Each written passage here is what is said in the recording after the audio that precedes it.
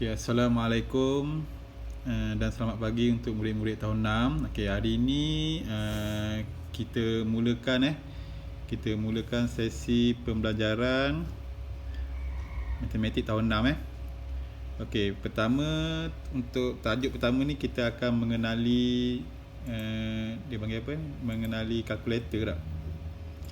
Ya, saya tengok je Okey, cara belajar menggunakan kalkulator. Kita tak menggunakan kalkulator untuk peperiksaan ke untuk ujian, tapi kita kena tahulah apa dia punya simbol dan fungsi dia dan cara guna dia. Okey. So penerangan ni secara ringkas je sebabnya kalau boleh kita nak limitkan masa video ni sebabnya takut susah nak upload kan. Okey. So pertama, ni kalkulator Ni saya ambil handset semua ada kalkulator Okey, kita ada simbol yang simbol asal dia kita ada bahagi, kita ada darab, kita ada tolak, kita ada tambah.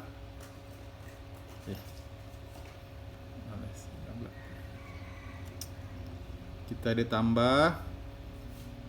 Kita ada tambah, kita ada sama dengan kan.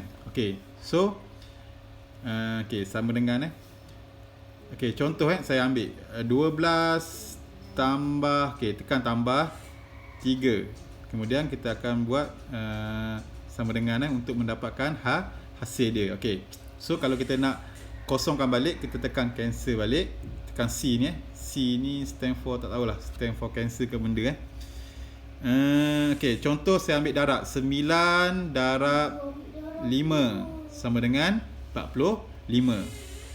So murid-murid kena tahu cara penggunaan kalkulator tu je. Okey, so dalam buku teks ni awak akan ada banyak latihan. So awak boleh tekan-tekan maknanya awak boleh mencuba. Okey. So untuk tajuk yang kedua, kita akan belajar mengenai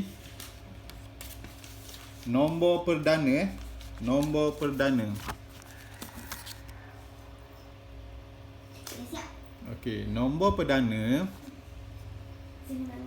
Okey, sebelum tu saya nak untuk tahun 6 ni tahun 6 ni kena ada dua buku juga macam tahun 5 dengan tahun 4 lah. Kita ada buku Math 1 dengan buku Math 2. So senang lepas ni kalau saya kata kena guna buku Math 1, so you ambil buku Math 1. Okey. So dan buku teks semua kena ada lah. Buku teks tu kena wajib ada. Okey. So untuk yang pertama ni kita tengok nombor perdana.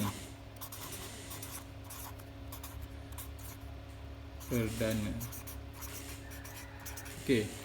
Boleh buka muka surat berapa buku teks ni? Muka surat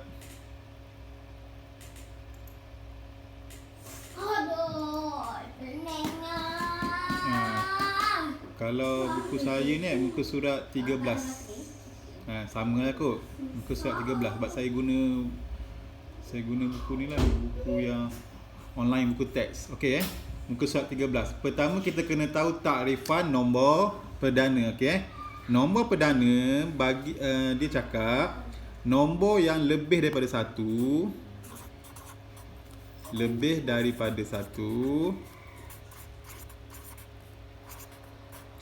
dan yang kedua hanya boleh dibahagi dengan 1 dan diri dia sendiri. Hanya boleh dibahagi dengan 1 dan dirinya sahaja.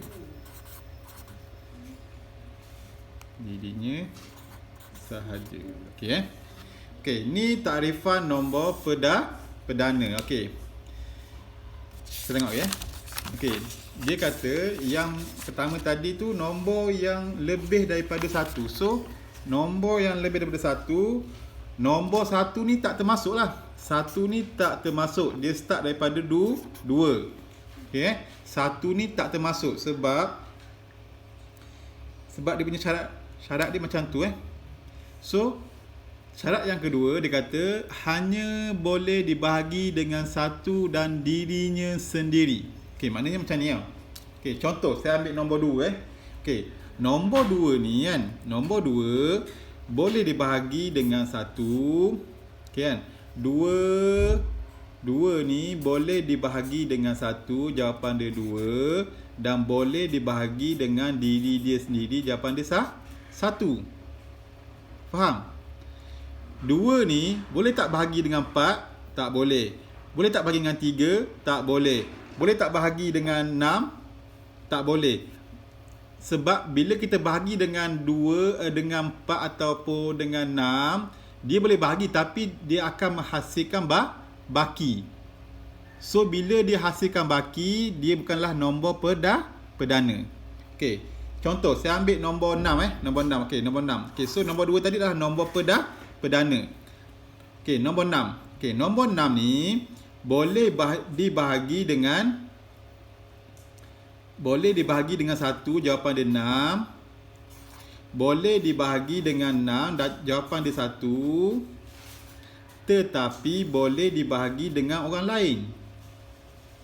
Contoh 6 ni kita boleh bahagi dengan 2, jawapan dia 3. Boleh dibahagi dengan 3, jawapan dia 2. So nombor 6 ni adalah bukan nombor perdana. Faham? Okey, saya ambil nombor lain. Saya ambil nombor Saya ambil nombor 7 Okey, 7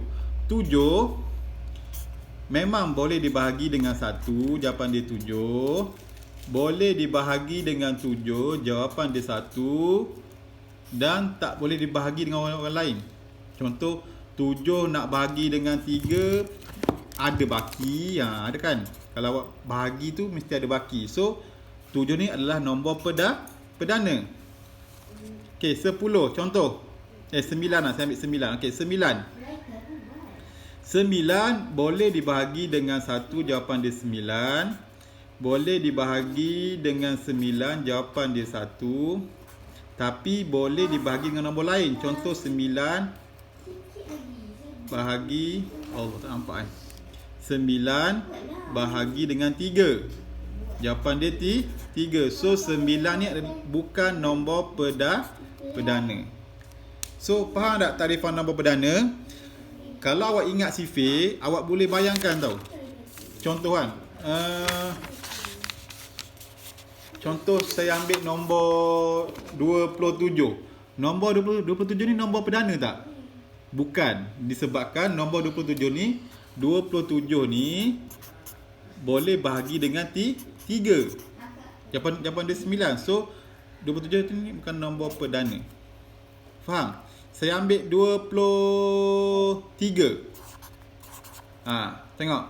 So kalau awak fikir, awak boleh ingat 23 ni tak ada dalam sifir, betul?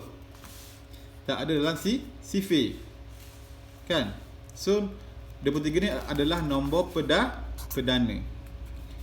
Contoh saya ambil 35. 35 ni ada dalam sifir 5, ada dalam sifir 7. So 35 ni adalah bukan nombor perdana. Faham? Okey. So boleh tengok buku teks tu kan? Boleh tengok buku teks tu, mengenali nombor perdana Okey, contoh last contoh saya ambil 72. Saya ambil 72.